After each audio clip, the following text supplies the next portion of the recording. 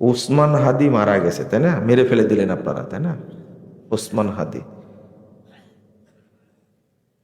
বলছে মানুষ তার ওয়াইফকে পৃথিবীর মানুষ এখনো দেখেইনি।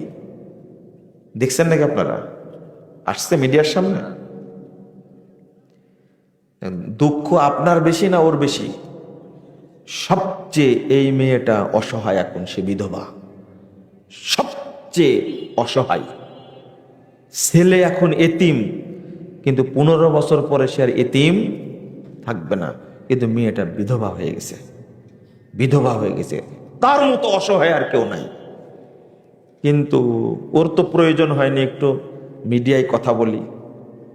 আমারই তো হাজবেন্ড মেরে গেছে, একটা কথা শুনতে পেয়েছেন তার? কিন্তু আপনার ওয়াইফকে এত মানুষ দেখছে কেন? আপনার কত বড় নাদান! জানাজায় হাজির হয়ে কি করলেন আপনি? আপনার বউ তো চারিদিকে ঘুরে বেড়াচ্ছে, নিউ মার্কেট থেকে শুরু করে, জেলা শহর থেকে শুরু করে, বাপের বাড়ি থেকে শুরু করে, একাই ঘুরে বেড়াচ্ছে। আপনি গেলেন ওসমান হাদির জানাজায়, ভালো কথা, কিন্তু তার অবস্থান আর আপনার অবস্থান এত নিচে কেন? জানাজায় গিয়ে দেখছি মানুষের কান্না, আর কেউ তো চোখের পানি রাখতে পারেন, এটা জানা কথা, তাই না? যে অবস্থা।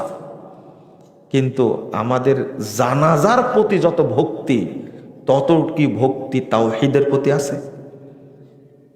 জানাজার প্রতি ভক্তি থাকা ভালো, কিন্তু 5 ওয়াক্ত সালাত তো পড়া লাগবে নাকি? হ্যাঁ,